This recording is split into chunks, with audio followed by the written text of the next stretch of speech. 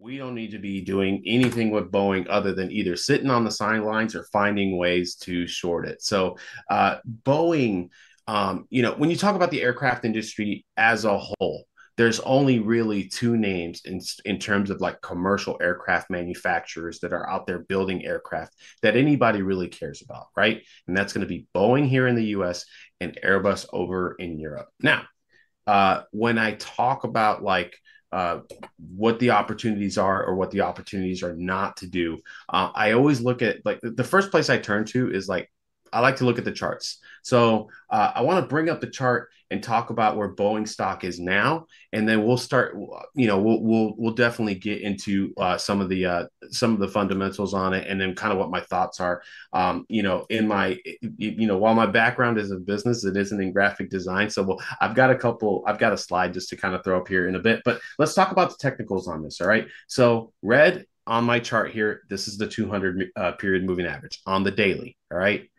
And it's the simple. The green is the 50. So if you take the green 50 or the blue, sorry, if you take the 50-day moving average and you look at it, we've reclaimed the 50 period moving average, and we've reclaimed it to the upside. And it looks like, right, if you didn't see anything else, you would say, okay, looks like we're going to go up and trade into, some higher levels. But we got this 200-day moving average looming up here at around $205. But when you look at this, it's like the 200 being above the 50 isn't necessarily that's not a good sign for a stock. When a stock is performing well, and we'll go back in the chart, this is kind of what you want to see. You see the 50 period moving above the 200, and you kind of see that continuing to ride up, and usually you can continue to see that momentum, and then as soon as it starts to cross, then okay, you don't necessarily want to be in the stock. You get another crossover, you can kind of take that and take it to the upside. It's not a great indicator in terms of getting in or out of the position, but in terms of general health as a stock, if a stock is generally in decline, it's going to look like this, and these averages are going to be stacked this way. If it's bidding up and you're seeing some strong trends in the stock, then you're going to see this kind of grow up. So again, not necessarily an indicator to get in or get out, but definitely something to turn in terms of the health of the stock. But you kind of see this oscillation back and forth, and it's really indecisive. Did it run up really big last year? Yes, there was a lot of exuberance. But what has it done since the beginning of the year? All it's done is absolutely sold off.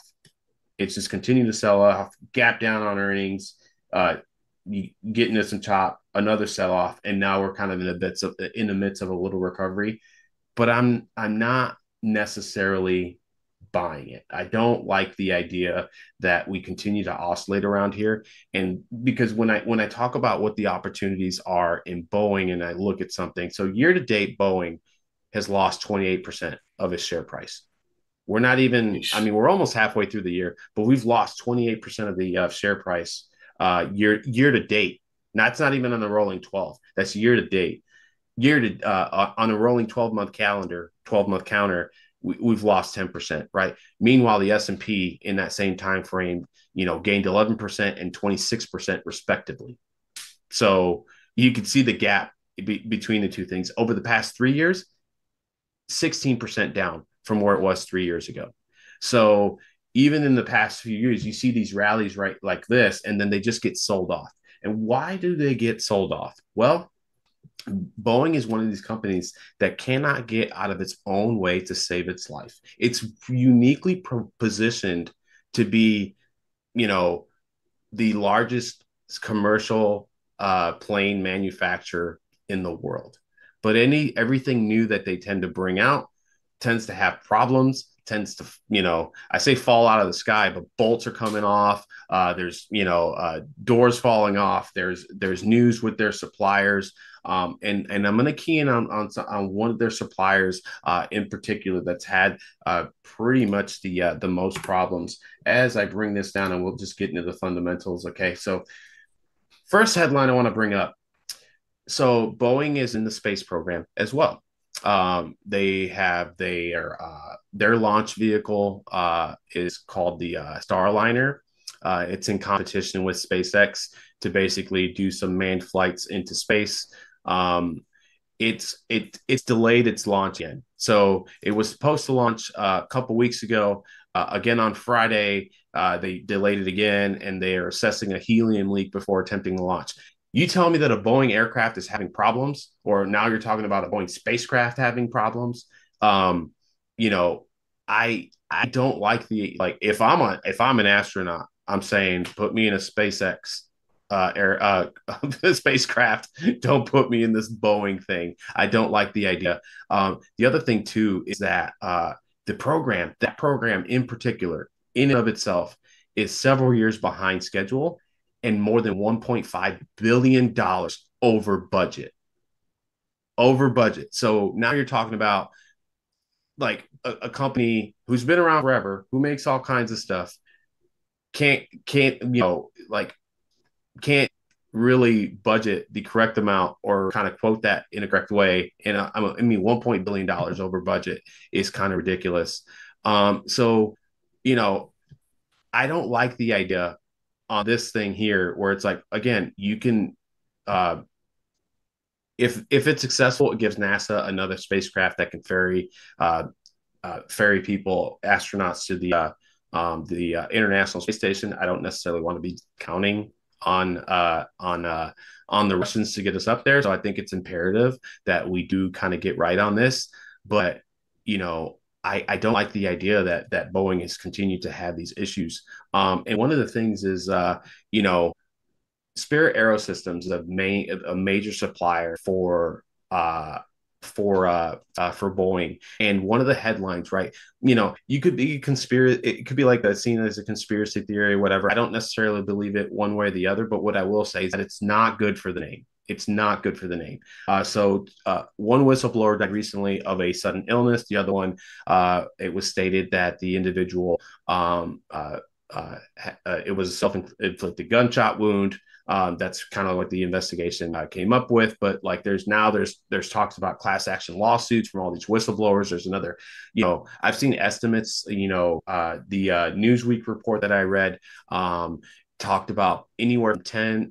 They quoted 10 more whistleblowers that were wanting to come forward. I've seen estimates as much as 30, and we've seen Sparrow. If anybody that trades this on an intraday basis or has been day trading this, I've been in during the trading day, I've seen news drop on Boeing where like Spirit Aerosystems, you know, something's happening over there, and it tends to then take Boeing stock and then send it, you know, into a massive sell off for whatever reason or another. So this company, in my opinion, isn't necessarily one that, you know, has been led in a way to keep from all this stuff to keep all this stuff from happening. And I'm like, they're uniquely positioned to be much better than they are, and I feel like their leadership has failed them. And so what happens during the last quarterly earnings call? Well, we say, okay, here's an idea. Let's take somebody who we feel is underperformed. Let's pay him $32.8 million on his way out the door. and then and then we say, oh wait, um, how about we keep this individual on the board? If you talk about one of the worst fundamental things that can happen to a company is a CEO that underperformed, that was basically told, hey, thanks, but no thanks, but we'll keep you on the board. What are we doing? If you're going to pay the man, don't disrespect shareholders by saying we're just going to keep you around and help you influence decisions on the board when your decisions that you presented to the board that the board's kind of bought off on haven't produced anything for the company of to keep it out of everybody's like radar in terms of like, you know, no, I don't necessarily want to be, you know, we have consumers in the US right now when they're looking for flights, they're looking to fly on airlines that fly Airbuses. They're literally looking at the aircraft type and saying, okay, I want to make sure that I'm flying on an Airbus. And so that's why you see, you know, so a company like Southwest, which exclusively flies Boeings, has suffered in its share price because they exclusively fly the 737-800 and some of these other Boeing aircraft, and they're not they don't fly any Airbuses. So then people are like, well, I'll fly some of these other airlines that do have Airbuses or they have a mixed fleet or whatever, and I'll attempt to get on there. And I will only fly there if I absolutely have to. I'm not saying that Boeing aircraft are junk. They're not. But that's what the consumer is starting to see, right? Without any further knowledge, right, of aircraft engineering and all these things, and Boeing's safety record over the years. I understand like aircraft are generally safer than road vehicles if people don't realize that. But also, if you do have an incident in the air, it has the potential to be much more catastrophic much more quickly than a little fender bender on the ground. So I look at this and I say, again, for a company that was, whose stock price is down almost 30% year to date, that sounds like a meme stock. That doesn't even like, that just sounds like something that like doesn't make money, right? And Boeing makes money, but it can't get out of its own way, and again, they double down by saying, okay, well, we won't keep him on as CEO, but we'll keep him we'll keep him on the board. And so, in terms of where I'm at right now, they haven't found CEO to replace the one who just got paid 32 million or $33 million to be fired. Not buying it.